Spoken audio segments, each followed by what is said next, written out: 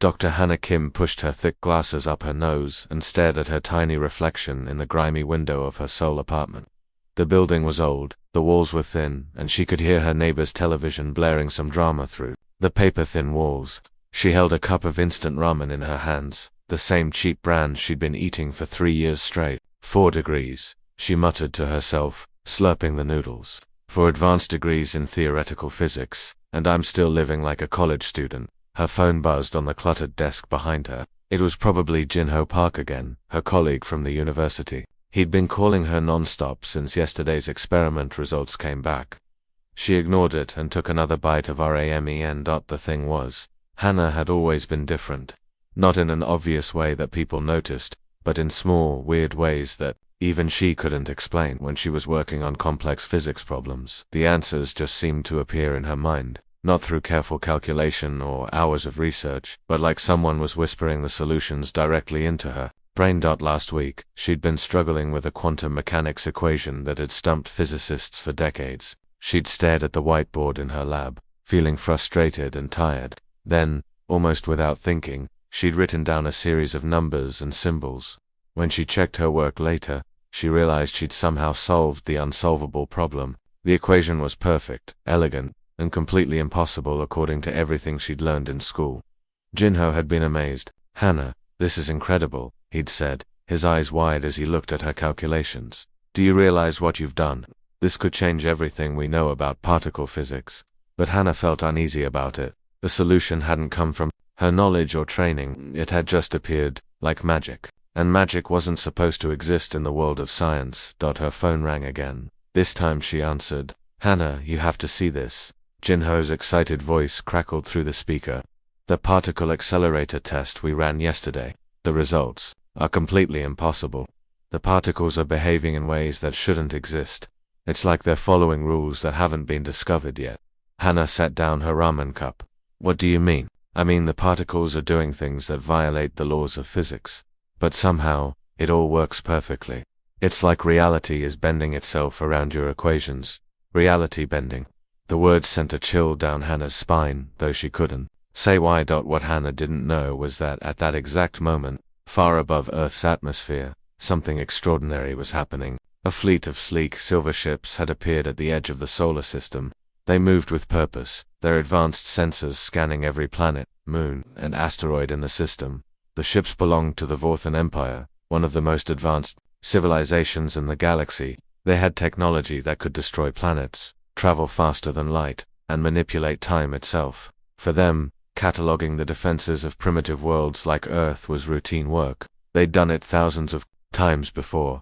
Commander Kelron Vast sat in the bridge of the lead ship, his forearms working at different control panels simultaneously. His species looked somewhat like tall, elegant lizards, with scales that shifted color based on their emotions. Right now, his scales were a calm blue-green, indicating boredom. Standard scan of the third planet, he ordered his crew. Look for nuclear weapons, primitive space technology, anything that might pose a threat to our trade routes. The scanner operator, a younger Vorthan named Zeph, began the routine sweep. But within seconds, his scales turned bright yellow with alarm. Commander Zeph's voice was shaking. "We have a problem." "What kind of problem?" Kelron asked. His own scales were already shifting toward yellow. "The sensors are detecting an anomaly on the planet's surface. It's reading as a Class 15 reality bender." The bridge fell completely silent. Every Vorthan present turned to stare at the scanner display. Class 15 reality benders were the stuff of legends. Cosmic beings so powerful they could reshape the fundamental laws of physics with their thoughts. In the entire recorded history of the galaxy, only 3 such beings had ever been confirmed to exist as impossible, Kelron whispered, his scales now flashing between yellow and deep red. The prison protocols should have prevented any awakening. The humans were contained specifically to stop this from happening. Zeph's hands trembled as he ran the scan again. "Sir, the readings are getting stronger. Whatever it is, it's becoming more active." Kelron made a decision that would echo through galactic history. "All ships, immediate retreat, maximum distance from the system." "Now sir, shouldn't we investigate further?" "People, you don't investigate a reality bender. You run, and you hope it doesn't notice you." The Vorthan fleet, which had conquered hundreds of worlds and faced down cosmic horrors beyond imagination, fled from Earth's solar system like frightened children. In their haste to escape, They left behind only a single, encrypted transmission that Earth's governance would never be able to decode. The message was simple: deepest apologies for the intrusion. We will not return. Back in her tiny apartment, Dr. Hannah Kim finished her ramen and washed the cup in her small sink. She had no idea that she'd just caused the first military retreat in Vorthon history. She had no idea that her simple existence had sent one of the galaxy's most powerful civilizations running in terror. All she knew was that tomorrow she had another experiment to run, another impossible problem to solve, and somehow, she was certain, the answer would come to her, just like it always did. As she prepared for bed, Hannah looked out her window at the night sky, watching the stars twinkle in the darkness. Somewhere out there, beyond her sight, alien ships were racing away from Earth as fast as their technology would allow. But Hannah just saw beauty in the stars, completely unaware that she was the most dangerous thing in the galaxy. Hannah's life started getting weird in the most ridiculous ways possible. It began on a Tuesday morning when she woke up late for work and rushed to heat up leftover pizza in her ancient microwave. The thing had been broken for months, only working when it felt like it. But instead of the usual sad beeping sounds, the display lit up with tomorrow's weather forecast. Sunny, 23 degrees, light rain in the evening, the microwave announced. In perfect Korean, Hannah stared at it, rubbing her eyes. She was definitely still half asleep. Microwaves didn't talk, and they certainly didn't predict the weather. She unplugged it, plugged it back in, and the display went back to its usual broken clock that blinked 12 o'clock endlessly. I need more sleep, she muttered, grabbing a piece of cold pizza instead. But that was just the beginning. Her tiny succulent plant, which she'd impulsively named Mingyu after her favorite singer, had been dying a slow death on her windowsill for months. She'd forgotten to water it so many times that its leaves were brown and shriveled. Yet somehow, it was now not only green and healthy, but apparently had opinions about her work. Your quantum calculations are wrong, the plant said one morning as Hannah was getting ready for work. Hannah dropped her toothbrush. She looked around her tiny bathroom, then peeked into the main room. The voice had definitely come from the plant. Did you just talk? She asked, feeling completely insane. Obviously, Mingyu replied in a tiny, squeaky voice. And I'm telling you, that equation you worked on yesterday has a fundamental error in the third line. You're treating particles like they're playing by classical rules when they're clearly dancing to quantum music. Hannah sat down heavily on her bed. Either she was having a complete mental breakdown, or her plant had just corrected her physics homework, given how strange her life had become lately. Both options seemed equally likely. The situation got even more bizarre with her neighbor, Gemma Lee. The elderly woman lived next door and had always been overly interested in Hannah's business. She'd ask nosy questions about why Hannah worked so late, why she never had visitors, and when she was going to get married and give her parents grandchildren. But now, Gemma Lee seemed to have developed the supernatural ability to appear inside Hannah's apartment. No matter how many times Hannah changed the locks, added security chains, or even blocked the door with furniture, she'd come home to find the elderly woman sitting at her kitchen table, drinking tea and commenting on the mess. Hanaya, you really need to eat better, Gemma Lee said one evening, appearing seemingly out of nowhere while Hannah was working on her laptop. All this instant food isn't good for a growing girl. How did you get in here? Hannah demanded. I changed the locks yesterday, and I specifically locked the door when I left this morning. Gemma Lee looked confused. What do you mean? The door was open. It's always open when I need to check on you. Hannah went to the door. It was locked, deadbolted, and had the security chain attached. There was no way anyone could have gotten through it without breaking it down. Mingyu, she called to her plant. Please tell me you saw how she got in here. She walked through the wall, Mingyu replied matter-of-factly, though I don't think she realizes she did it. She seems to exist in a state of quantum uncertainty regarding physical barriers. Gemma Lee stared at the plant. Did your plant just talk? Apparently everything in my life talks now, Hannah said, sitting down and putting her head in her hands. The weirdness reached its peak on the day Hannah received her research funding rejection letter. She'd been working on a groundbreaking project about particle behavior, and the university had turned down her grant application. The rejection letter was full of polite academic language that basically said her ideas were too crazy to take seriously. Hannah was furious. She'd been struggling financially for years, eating cheap food and living in a cramped apartment, all while making discoveries that could change the world. And now some committee of stuffy professors was telling her that her work wasn't worth funding. This is ridiculous, she shouted, crumpling up the letter and throwing it across the room. I just need a proper laboratory with decent equipment. Is that too much to ask for? The next morning, Jinho called her in a panic. "Hannah, you need to get to the university right now," he said, his voice high with excitement and confusion. "Something impossible has happened." When Hannah arrived at the physics building, she found a crowd of students and professors gathered around the basement entrance. They were all talking at once, pointing and taking pictures with their phones. "What's going on?" Hannah asked. Jinho grabbed her arm and pulled her through the crowd. "Someone built a laboratory in the basement overnight, but that's not the weird part. The weird part is that it's full of equipment that doesn't exist yet." They descended the stairs, and Hannah's jaw dropped. Where there had been a dingy storage room full of old furniture and broken equipment, there was now a gleaming state-of-the-art physics laboratory. The machines were sleek and futuristic, with interfaces she'd never seen before. Everything was exactly as she'd imagined her perfect research space would look. "How is this possible?" she whispered. "That's what we're all trying to figure out," Ginho said. "But look at this." He led her to a coffee machine in the corner. "This thing dispenses drinks I've never heard of.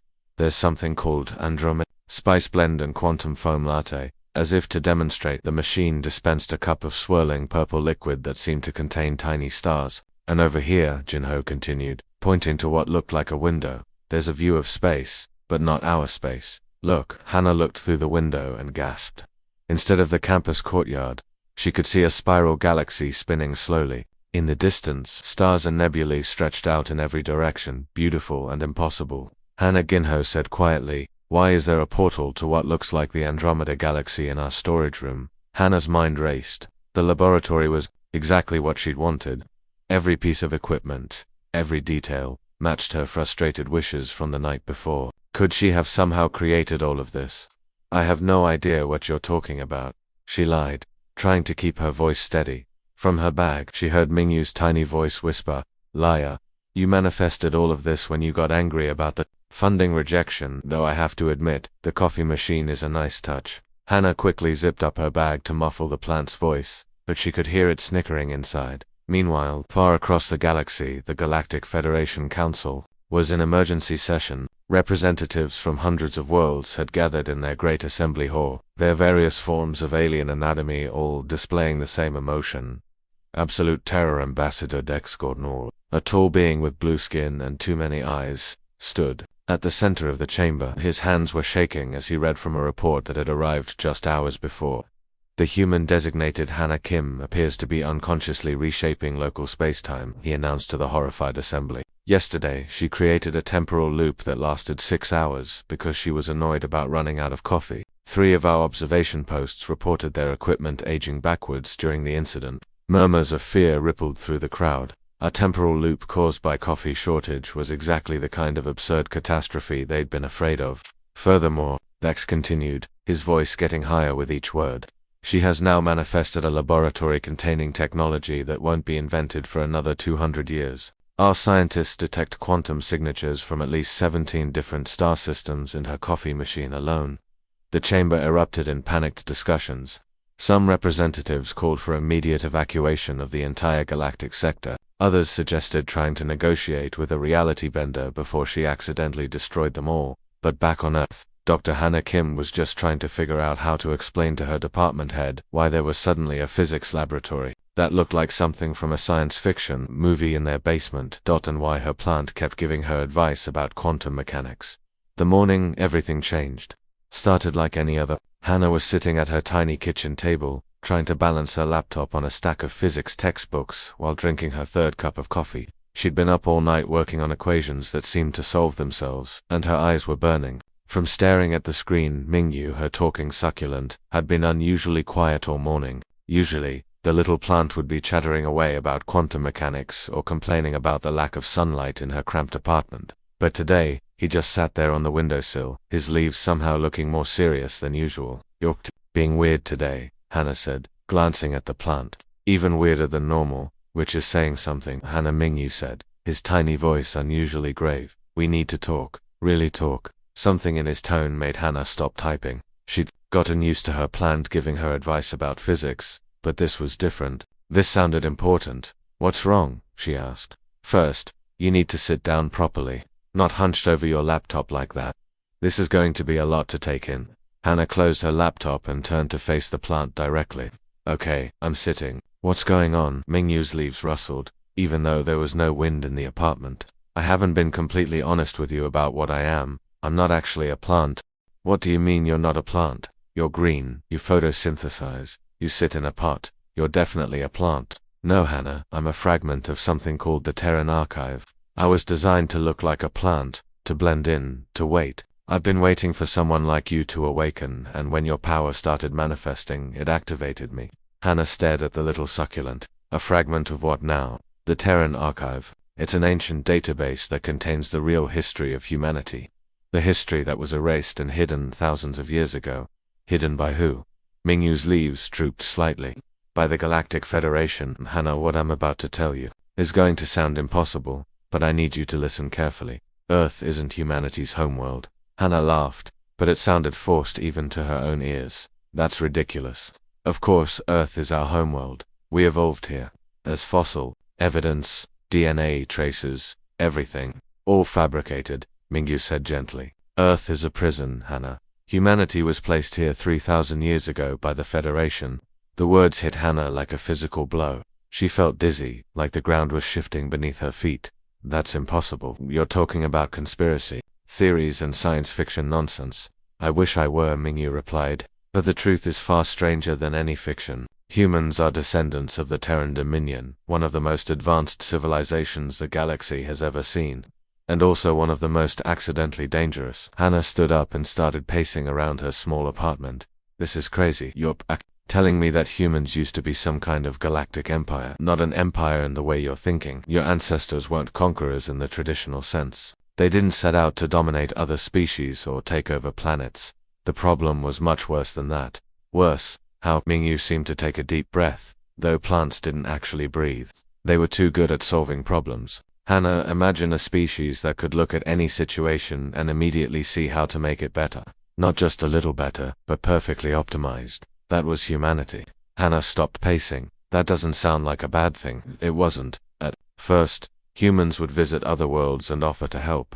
They'd look at a planet's environmental problems and fix them in a matter of days. They'd study a species' technology and improve it beyond recognition. They'd solve social conflicts that had been going on for centuries, so they were helpful. How is that dangerous? Because they were too helpful, Mingyu explained. When humans optimized a planet's ecosystem, they didn't just make it better, they made it so perfect that the native species couldn't understand or maintain it without human guidance. When they improved technology, they made it so advanced that other species became completely dependent on human knowledge to operate it. Hannah felt a chill run down her spine. She was starting to understand. Within a few hundred years, Mingyu continued, half the galaxy was essentially running on human-designed systems, not because humans had conquered anyone, but because they'd made themselves indispensable. Every major trade route, every important technology, every solution to every problem, it all traced back to human innovation. They accidentally enslaved entire civilizations through superior logistics. Hannah whispered, exactly. And the worst part was that humans didn't even realize they were doing it. They genuinely thought they were just being helpful. When other species tried to explain the problem, humans would respond by trying to fix that too. Hannah sat back down, her mind reeling. So what happened? The Galactic Federation was formed specifically to deal with the human problem. They realized that humanity's reality-bending abilities were the source of their dangerous competence. Humans weren't just smart, they were unconsciously reshaping reality to make their solutions work. Reality-bending abilities like mine, Hannah said quietly. Like yours, Mingyu confirmed. The Federation's solution was desperate but effective. They found a way to modify human genetics, suppressing the reality-bending genes and scattering humanity across isolated worlds. Earth was designated as the primary containment planet, a prison disguised as a homeworld. The kindest prison ever built, Mingyu said. They gave humans a beautiful world, implanted false memories and history, and set up systems to keep them contained. For 3,000 years, it worked perfectly. Hannah looked around her apartment, seeing it with new eyes. The strange incidents, the impossible solutions to physics problems, the way reality seemed to bend around her wishes, it all made sense now, until I started solving impossible equations in my sleep, she said. The containment is breaking down, Mingyu confirmed. Your awakening is triggering genetic memories in other humans too. The Federation is terrified. As if to emphasize the point, Hannah's coffee cup, which had been sitting on the table, was now floating 3 feet in the air. She hadn't even noticed it happening. So what am I supposed to do with this information? She asked, staring at the hovering cup. Mingyu's leaves rustled again. That's entirely up to you, Hannah. You could try to suppress your abilities, go back to living a normal life and hope the Federation doesn't notice. You could embrace your power and risk becoming exactly what they were afraid of. What do you think I should do? I think, Mingyu said carefully, that you should know all the facts before you decide. And there's one more thing I haven't told you yet. What now? The Federation held an emergency session yesterday. They've decided that the risk of human awakening is too great. They voted to sterilize Earth rather than risk another reality bender like you emerging. Hannah's coffee cup fell from the air and shattered on the floor. The sound seemed to echo in the suddenly silent apartment. They're going to kill everyone on Earth, she whispered. The sterilization fleet is already on its way, Mingyu said gently. They'll arrive in 72 hours. Hannah stared at the broken cup, her mind racing. 3 days. She had 3 days to figure out how to save 8 billion people from a threat they didn't even know existed. 3 days to decide whether to become the thing the galaxy feared most. Outside her window, the morning sun shone down on Seoul, and millions of people went about their daily lives, completely unaware that their world was about to end, unless Dr. Hannah Kim decided to do something about it. The 3 days passed faster than Hannah had ever imagined possible. She'd barely slept, barely eaten, and spent most of her time pacing around her tiny apartment while Mingyu tried to explain the full scope of what was coming. The Federation fleet wasn't just a few ships, it was a massive armada designed to completely wipe out all life on Earth in a matter of hours. They'll start with atmospheric bombardment, Mingyu had explained in his matter-of-fact plant voice. Then they'll deploy biological agents to eliminate any remaining organic matter. The whole process takes about 6 hours from start to finish. Hannah had tried calling Ginho, tried warning her neighbors, tried to think of any way to evacuate 8 billion people, but where could they go? How could she explain that aliens were coming to destroy the planet? Who would believe her? On the morning of the 3rd day, she sat by her window watching the sunrise over Seoul, knowing it might be the last sunrise anyone on Earth would ever see. The city was waking up around her, people heading to work, children walking to school, street vendors setting up their stalls, normal life continuing, completely unaware of the doom approaching from space. I can't let this happen, she whispered to herself. I won't let this happen. Hannah, Mingyu said gently from his pod. You need to be careful. Your emotions are starting to affect reality on a large scale. I can feel the quantum fluctuations from here. She looked down at her hands. They were shaking, but not from fear. She was angry, furious actually. How dare some galactic committee decide that humanity didn't deserve to exist? How dare they treat Earth like it was just another problem to be solved with violence? At exactly noon, the sky above Seoul began to shimmer. Most people on the street stopped and pointed upward, thinking it might be some kind of weather phenomenon. But Hannah knew better. The Federation fleet was decloaking, preparing to begin their attack. The ships were massive, each one the size of a city, sleek and silver and bristling with weapons that could crack planets. There were dozens of them, forming a perfect grid. Above Earth's atmosphere, they looked like mechanical angels of death, beautiful and terrible at the same time. Admiral Corvin Thesh stood on the bridge of the flagship, reviewing the final attack protocols. He was a tall, imposing figure from a species that resembled armored insects, with multiple eyes and clicking mandibles. He'd overseen 17 planetary sterilizations in his career, and this one should be no different from the others. All ships report ready for bombardment, his tactical officer announced. Begin the operation, Admiral Thesh commanded. Target all major population centers first, then move to systematic grid elimination. But when he gave the order to fire, nothing happened. Well, something happened, but not what anyone expected. Instead of the devastating plasma beams that should have scorched Earth's surface, the ships began shooting streams of colorful confetti. Bright ribbons of paper and metallic streamers rained down on the cities below, creating what looked like the world's largest celebration. What in the void is happening? Admiral Thesh demanded, his mandibles clicking frantically. Sir, our weapons systems have been modified, the tactical officer replied, his voice filled with confusion. All plasma cannons are now dispensing party supplies. The missile bays are launching what appear to be care packages filled with food and medical supplies. Admiral Thesh stared at his tactical display in disbelief. Every weapon on every ship in the fleet had been transformed. Instead of instruments of destruction, they were now equipped with devices designed to help and celebrate. This is impossible, he muttered. Run a full diagnostic on all systems. But the diagnostic revealed something even more disturbing. The ship's artificial intelligence systems had been completely rewritten. Instead of military protocols, they were now programmed with an overwhelming desire to be helpful and kind. "Admiral," the ship's AI announced in a cheerful voice, "I've noticed that several planets in this system could benefit from improved infrastructure. Would you like me to begin construction of schools and hospitals?" "What? No, we're here to sterilize the planet, not build schools." "I'm sorry, Admiral, but that request conflicts with my primary directive to be helpful and nurture positive relationships. Perhaps we could discuss your feelings about conflict resolution instead. I have some excellent meditation techniques that might help with your aggressive tendencies." Down on Earth, Hannah stood at her window watching the confetti fall like snow. Over Sol, she hadn't consciously decided to change the alien weapons. She'd simply felt a deep, overwhelming protectiveness toward her world and everyone on it. In that moment of pure maternal fury, she'd unconsciously reached out with her reality-bending abilities and decided that the Bessel universe needed a better solution.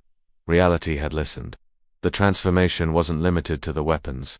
Every system, on every Federation ship had been optimized according to Hannah's unconscious desire for peace. The navigation computers were now programmed to seek out worlds that needed humanitarian aid. The communication systems automatically sent messages of friendship and offers of assistance. Even the food replicators had been modified to produce comfort food that would make the crews feel happier and more peaceful. Admiral Thesh tried desperately to regain control of his fleet, but it was hopeless. His ships were no longer instruments of war, they were the galaxy's most heavily armed charity organization. "Sir," his communications officer announced, "we're receiving requests from 17 different star systems asking for assistance with natural disasters, infrastructure projects, and educational initiatives. And our ships are responding positively to all of them," added the tactical officer, who was now wearing a party hat that had somehow materialized on his head. "We're apparently scheduling humanitarian missions for the next 6 months." The situation became even more surreal when the ship's AIs began organizing cultural exchange programs. Within hours, the Federation fleet was broadcasting Earth's music, art, and literature to civilizations across the galaxy. They were sharing recipes, teaching languages, and setting up interstellar pen pal programs. Admiral Thesh sent a desperate message back to Federation headquarters. "Mission status: we appear to have been aggressively befriended. Our entire fleet has been converted into a humanitarian organization against our will. We are currently delivering educational supplies to underdeveloped worlds and teaching alien children how to play human games. Requesting immediate extraction before we start an intergalactic book club." The response from headquarters was immediate: "Stand down, do not engage. Retreat to minimum safe distance and await further orders." But when the Admiral tried to order a retreat, his ships refused to leave. They were too busy helping Dot back on Earth. People were starting to realize that something extraordinary had happened. The alien ships weren't attacking, they were celebrating. Children ran out into the streets to collect the falling confetti, while adults stared up at the sky in wonder and confusion. News reports struggled to explain what was happening. Alien ships appear to be throwing a planet-wide party, one confused news anchor announced. "We're receiving reports of care packages being delivered to hospitals, schools receiving advanced educational materials, and several ships requesting permission to help with environmental cleanup projects." Hannah sat on her bed, staring at her hands. She could feel the power flowing through her, stronger than ever before. She'd just rewritten the weapon systems of an entire alien fleet without even thinking about it. "What did that make her?" "Mingyu," she said quietly. "What have I become?" The little plant considered this for a moment. "Powerful," he replied gently. "More powerful than any human in recorded history. The question is, what kind of powerful do you want to be?" Outside her window, Hannah could see people celebrating in the street. Children were building snowmen out of alien confetti. Families were sharing the mysterious but delicious food that had fallen from the sky, and everyone seemed to be smiling. For the first time in days, Hannah smiled too. Maybe being powerful didn't have to mean being feared. Maybe there was another way, a way that involved a lot more confetti and a lot fewer explosions. 6 months had passed since the Great Confetti Incident, as historians were already calling it. Hannah's life had changed in ways she never could have imagined. Gone were the days of eating instant ramen in her cramped Seoul apartment while struggling to pay rent. Now she sat in what could only be described as the most bizarre office in the universe. The space existed somewhere between dimensions, which meant it was technically everywhere and nowhere at the same time. The walls shifted between showing views of Earth, distant galaxies, and sometimes just pleasant pastoral scenes that seemed designed to keep her calm. Her desk was made from crystallized time, a gift from grateful aliens, and it had the useful property of always showing her exactly the documents she needed to see. Dr. Kim, came a voice from somewhere above her head. Your 3 p.m. appointment has arrived. Hannah looked up to see her secretary, Keelix, materializing partially into their shared reality. Keelix was a being that existed in 7 dimensions simultaneously, which made them incredibly efficient at scheduling, but also meant that Hannah could only see about 30% of them at any given time. Today, the visible parts included what looked like a floating clipboard and a very professional-looking tentacle wearing glasses. Let me guess, Hannah said, not looking up from the complaint forms she was reviewing. The Crystalline Collective wants to apologize for accidentally mining something they weren't supposed to mine. Jupiter's third moon, to be precise, Keelix confirmed with what sounded like amusement. Apparently they mistook it for an asteroid and carved it into a lovely sculpture before realizing their error. Hannah rubbed her temples. That's the third time this month. Don't they have charts, maps, some kind of do not mine list? They do now, said Jinho, appearing in the doorway with a cup of coffee that was steaming in colors that didn't exist on Earth. I helped them create a comprehensive database of every celestial body in this solar system, complete with hands-off warnings in 17 different languages. Hannah smiled at her old colleague and current assistant after the confetti incident. Jinho had been one of the few people who adapted to the new reality with remarkable ease. When Hannah had been reluctantly appointed as Earth's first cosmic liaison, a job title that hadn't existed until she accidentally created the need for it, he'd volunteered to help manage what he cheerfully called the universe's customer service department. Send them in, Hannah said with a sigh, and make sure they understand that Jupiter's moons are not free samples. The meeting with the Crystalline Collective went about as expected. They were genuinely sorry, had already begun the process of carefully reconstructing the moon from memory, and promised to install better navigation systems on all their mining ships. They also presented Hannah with a beautiful crystal flower as an apology gift, which immediately started singing a haunting melody when she touched it. Just put it with the others, Hannah told Jinho, gesturing to a corner of the office where dozens of similar apology gifts were creating a low-key alien orchestra. The real challenges had started about 3 months ago, when Hannah discovered she wasn't the only one of her kind. Scattered across the galaxy were other beings who had been contained or isolated not because they were evil, but because they were dangerously competent. The Federation had been quietly managing what they called optimization hazards for millennia. That's how Hannah found herself running a support group for cosmically overpowered beings every Thursday afternoon. Welcome, everyone, she said to the circle of chairs that had materialized in her office space. Let's start with our usual check-in.